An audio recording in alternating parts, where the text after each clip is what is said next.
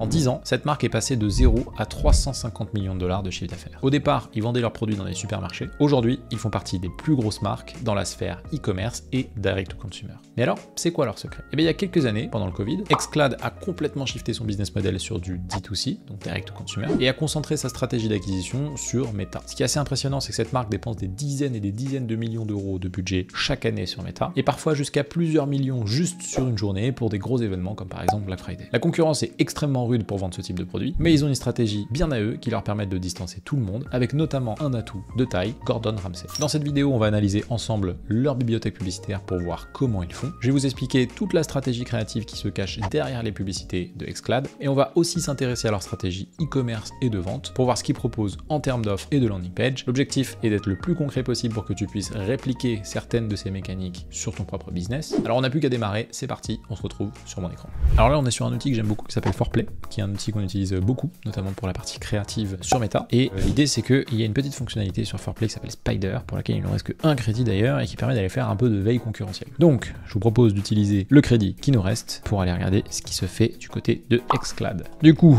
maintenant on a, donc d'ailleurs on a une autre marque pour laquelle on utilise un crédit qui s'appelle Lilyskin, qui sont très forts en acquisition. Les fondateurs sont des anciens dropshippers qui ont maintenant monté une marque qui vend notamment des pads entre autres, et ils sont vraiment chauds, on les benchmark très souvent. Je cherche à rentrer en contact d'ailleurs avec eux pour les interviewer sur mon podcast qui s'appelle D2C, donc les épisodes sont également disponibles sur cette chaîne, mais sur les plateformes audio comme Spotify, etc. Donc si vous voulez jeter un coup d'œil, allez-y, et s'il y en a qui regardent cette vidéo, qui les connaissent, n'hésitez pas à me mettre en relation, puisque j'aimerais beaucoup discuter avec eux de leur stratégie méta, parce que je la trouve particulièrement bonne. Alors, xCloud, déjà ce qui est intéressant, c'est de regarder un petit peu combien ils ont de pubs. Donc avant même de rentrer là-dedans, on voit ici qu'ils ont 388 pubs qui sont actives depuis septembre 2023, et ils en ont 1458 qui sont inactives. Donc 388 actifs, c'est pas mal en simultané, même si on a vu plus. Et ce qui va être intéressant, c'est de regarder un peu voilà, leur mix. Donc typiquement, là on voit déjà qu'ils ont 14% de vidéos, ils ont 16% d'images, 3% de carousel, et ils font beaucoup de dynamique. Donc c'est ce qu'on appelle Dynamic Ads, donc DPA, Dynamic Product Ads. Et DCO c'est Dynamic Creative Optimization, donc c'est quand on laisse en gros l'algorithme lui-même choisir les combinaisons, donc on lui donne juste la donnée brute entre guillemets, donc les images, les logos, les textes, etc. Donc assez intéressant. C'est une première lecture, donc on voit que c'est pas la vidéo qui est prépondérante. Petite parenthèse, dans un live qui avait été organisé par Motion, qui est un des concurrents de ForPlay, ils avaient invité du coup xCloud, en l'occurrence le CMO ou le Growth Manager, et qui s'appelle Connor, et qui avait expliqué en gros leur stratégie sur la partie vidéo. Ce qui montrait, c'est qu'il y avait une différence entre les vidéos et les statiques, que les statiques généraient, je crois que de mémoire c'était 65% de nouveaux trafics, alors que les vidéos généraient 78% de nouveaux trafics. Et donc sa conclusion, c'était de dire que les statiques sont généralement plutôt poussés en fait pour de la conversion pure et dure, parce que c'est souvent des visuels qui sont plus produits, etc. Et donc Meta va naturellement plutôt les diffuser auprès d'audiences qui vous connaissent déjà, alors que la vidéo, en fait, on peut passer beaucoup plus de messages, beaucoup plus d'émotions, beaucoup plus de storytelling, de découverte, et donc vont plus facilement être poussés à de nouvelles personnes. Et donc en gros, si on veut faire de la perf, les statiques marchent mieux, donc à court terme,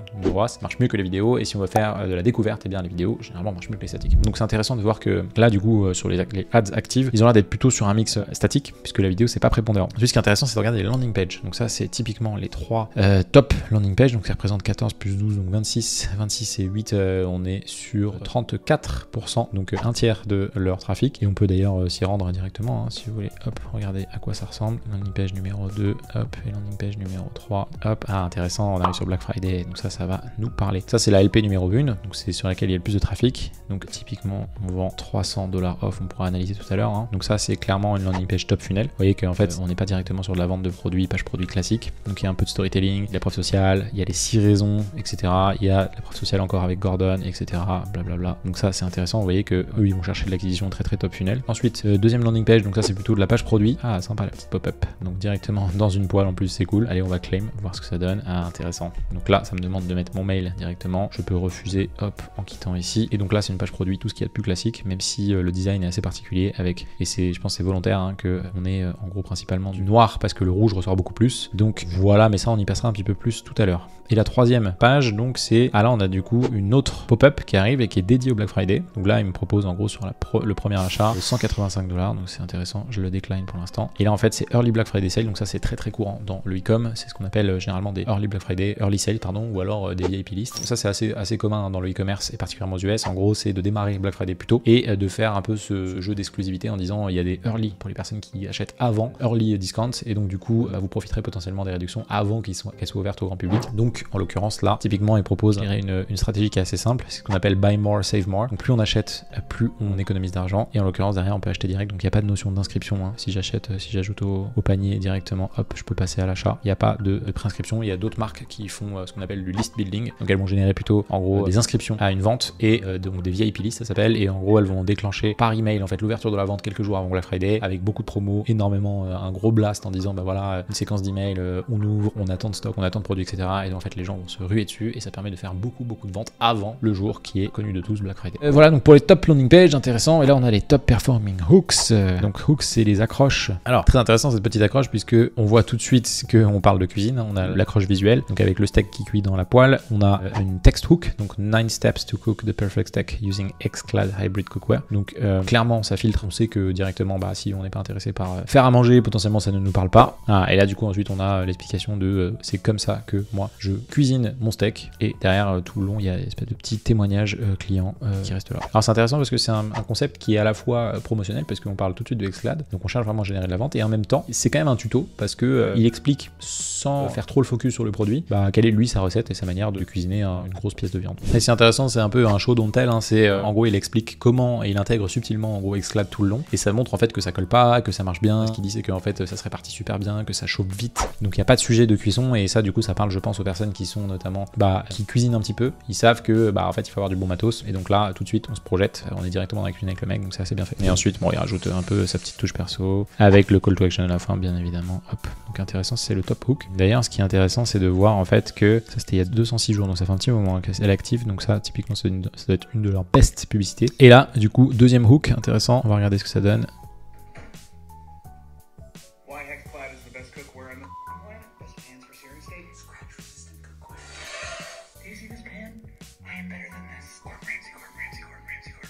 Non-stick pan for eggs. Slippery, slidey egg. Gonna make your sister jealous of your kitchen. Gordon Ramsay. Xclad coupon. Babe, have you seen my phone?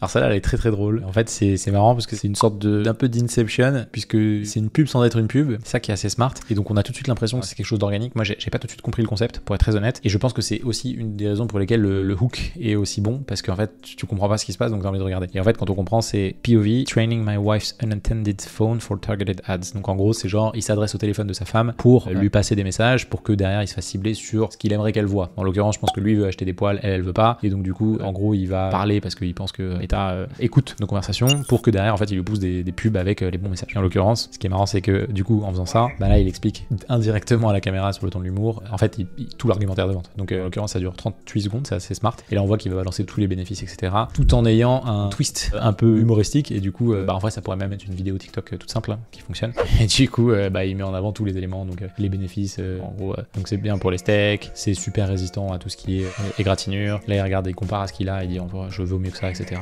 Gordon Ramsay qui est en gros un peu la tête de gondole et il s'en servent à toutes les sauces donc c'est typiquement preuve sociale de ouf. Donc là il donne d'autres exemples typiquement pour des œufs pardon ça peut coller etc. Donc voilà globalement c'est assez drôle et assez bien fait et ça m'étonne pas que ça marche bien et notamment en conversion. Et on va regarder le troisième top hooks parce que ça va être intéressant. C'est toujours la même chose tiens.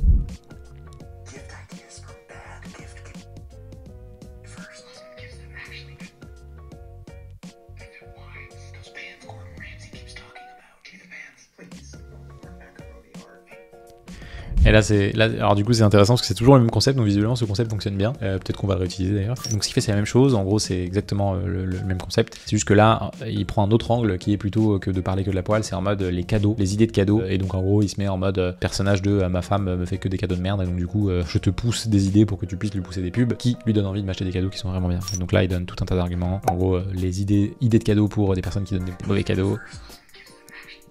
Idée de cadeaux pour les maris qui en plus sont utiles pour les femmes, pour les épouses. Gordon Ramsay, encore une fois, à chaque fois il l'utilise. Give me the pants. Et en gros là il met en gros le cadeau qu'il a eu je sais pas quand à son anniversaire qui est vraiment visiblement pourri.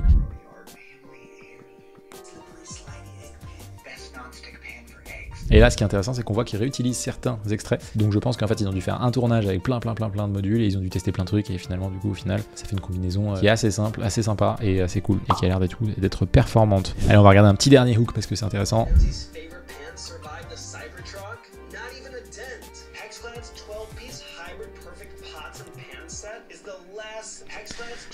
Alors ça elle est marrante, le hook c'est, on est sur vraiment quelque chose de what the fuck, c'est est-ce que les, alors on met tout de suite de la preuve sociale quand même, Gordon Ramsay favorite pants, donc c'est en gros est-ce que les poils favoris de Gordon Ramsay, qui a une grosse moto, survivent au fait de se faire écraser par une énorme voiture, en l'occurrence je me demande si c'est pas une Tesla, je suis pas certain, et du coup bah forcément, peu importe qu'on soit dans la cible ou pas, on a envie de regarder. Et du coup on voit qu'il n'y a absolument pas d'égratignure et donc derrière on peut enchaîner sur la vidéo. C'est intéressant, ils sont quand même plutôt bons en vidéo hein, ce qu'on voit. Donc maintenant on va regarder un peu la diversité de types de pubs qu'ils ont. Alors ce qui est intéressant c'est qu'on va trier par longest running pardon. Pourquoi longest running? Parce que généralement une pub qui tourne depuis longtemps c'est une pub qui fonctionne, puisque toute personne qui fait du e-commerce et qui fait de la pub sur Meta, aucun intérêt à laisser diffuser des publicités qui ne marchent pas parce que c'est de l'argent jeté par les fenêtres. Et donc quand on fait du direct response, c'est-à-dire pub avec objectif de vente immédiat, donc de retour sur investissement immédiat, et bien un des meilleurs proxys pour savoir si une pub fonctionne depuis la bibliothèque publicitaire, c'est la durée depuis laquelle la pub tourne. Donc là, on va regarder et en l'occurrence, ce qu'on voit, c'est que on va mettre still running, hop. Donc on a que les pubs qui sont actives et qui diffusent depuis le plus longtemps possible. Donc là, on a typiquement celle-là, donc on l'a déjà vu tout à l'heure. Ici, on a une pub qui tourne depuis 156 jours, visiblement qui a l'air pas mal. Donc là, c'est très simple, hein. New Hybrid Pizza Still. Donc en l'occurrence, c'est ça catch assez l'œil parce que du coup, on connaît pas trop. On parle plutôt des personnes qui connaissent, hein, visiblement. Maybe you know and love our pants, but have you seen the new Xclad Hybrid Pizza Still? Alors il faut remettre dans le contexte, c'est que c'est des marques maintenant qui ont une grosse noto. Donc en l'occurrence, ils peuvent se permettre de faire des pubs qui sont adressées à des personnes en partant du principe qu'ils les connaissent, parce que je pense qu'ils ont tellement bombardé que tout le monde les a vus au moins une fois. Donc en l'occurrence, ça c'est de l'introduction de nouveaux produits, donc c'est assez bien. Ça c'est straight to the point, the best cookware on the fucking planet, et en l'occurrence signé Gordon Ramsay, donc on joue la preuve sociale à fond. Donc ça, ils en mettent partout. Vous voyez celle d'après, ils en mettent partout aussi. Ils expliquent derrière évidemment le contenu, mais ils jouent beaucoup sur le fait que c'est Gordon Ramsay qui dit ça. Je me demande, alors c'est très probable, hein, mais Gordon Ramsay, bah, on va regarder, est-ce qu'il a des parts dans cette boîte? Je pense qu'il est partenaire, donc est-ce qu'il touche des commissions, est-ce qu'il a des parts, je ne sais pas, mais en tout cas ouais, on voit ici officially partner with Xclad, donc je pense qu'il est partenaire officiel. On va regarder, bon je pense qu'il est partenaire et donc il doit toucher des commissions, donc ça m'étonne pas qu'il utilise son nom un peu partout. Ça elle est sympa celle-là, c'est plutôt un visuel un peu story. Don't fall for the fakes, choose Xclad, the original hybrid cookware, easy like non-stick, durable like cast iron, stainless steel, steering power, lifetime warranty.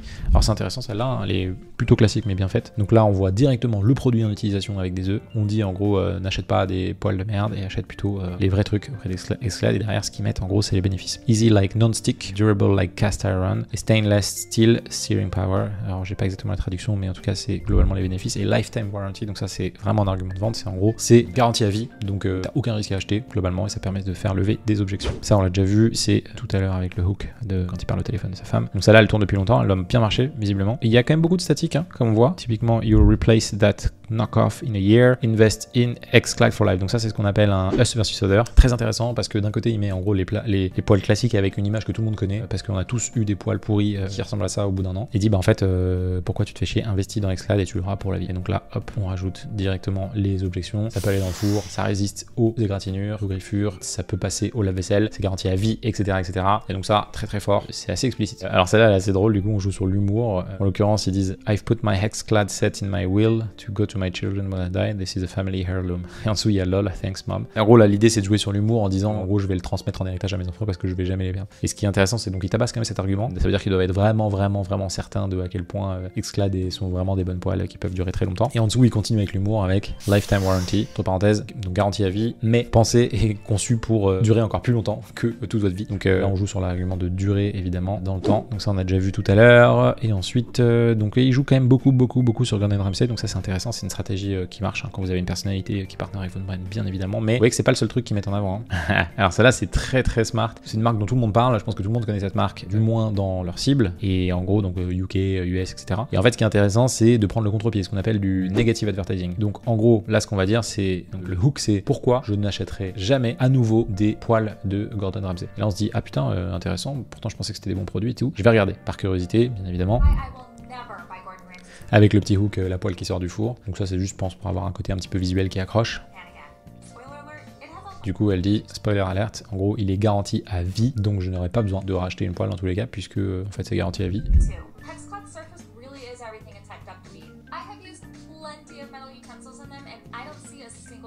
Voilà, et ensuite là on explique et on rentre vraiment dans l'explication du produit.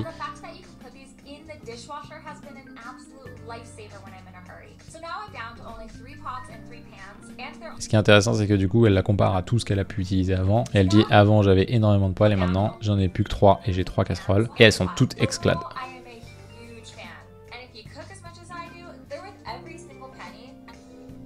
Voilà, donc c'est vraiment bien fait. Cook like the pros, et donc du coup là on va vraiment jouer aussi sur le terrain de... en fait on s'adresse à des personnes qui cuisinent beaucoup, et donc par essence, si quelqu'un qui cuisine beaucoup à usage professionnel utilise et recommande ses poêles, ça veut dire que dans l'usage personnel, il n'y a pas de raison que ça marche pas, et donc ils ont fait sauter toutes les objections dishwasher, donc ça passe à la machine à laver, au lave-vaisselle, etc., etc. Allez, on va en faire une petite dernière parce que ça commence à faire un petit moment qu'on est dessus, et après on va regarder très très rapidement les landing pages parce que je pense que c'est assez bien fait. C'est assez audacieux là, c'est en gros on va vraiment jouer le contre-pied en disant, c'est un peu le concept du suis-moi je te suis et suis-moi je te fuis. C'est en gros dire en fait si vous voulez des trucs cheap, nous achetez pas. Donc ils sont vraiment assez directs, j'aime bien dans le marketing. Ils disent en fait nos poêles sont pas chers. Si vous voulez des trucs qui sont pas chers, en fait nous achetez pas. Donc s'il dit c'est remplacer vos poêles qui sont pas chers tous les ans, n'achetez pas ce qu'on veut. Par contre si vous voulez arrêter d'acheter des poêles de merde tous les ans, dans ce cas-là investissez sur Exclad. Et là ils disent la tagline qui est très très forte, la seule poêle que vous achèterez une seule fois dans votre vie avec une lifetime warranty, etc., etc. Donc c'est quand même très très fort, et vous voyez que c'est assez simple. On a d'autres concepts plutôt cool sur the best pans on the fucking planet, Gordon Ramsay, très simple, il n'y a rien de plus explicite, c'est la poêle et le post-it, et après derrière bien évidemment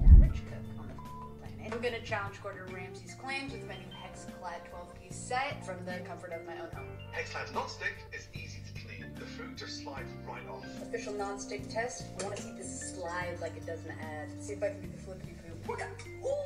Alors celle-là elle est intéressante, en fait c'est un contre-pied, ils font beaucoup ça. Donc là on commence avec Gordon Ramsay, avec quelqu'un en mode sceptique, donc on se dit tiens qu'est-ce qui se passe. Et à chaque fois je pense qu'en fait ce qui montre c'est une pub qui a déjà tourné historiquement où c'était que Gordon Ramsay qui parlait.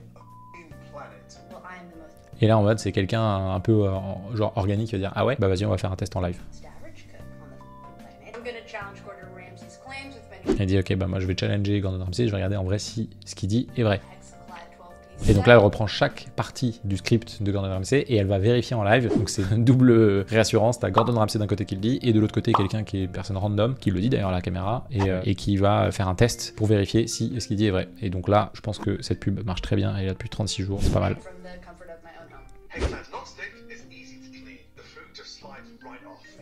Elle dit je veux regarder en gros si ça marche exactement comme ce qu'ils disent dans les ads. Et là, elle se rend compte que oui, ça marche bien évidemment.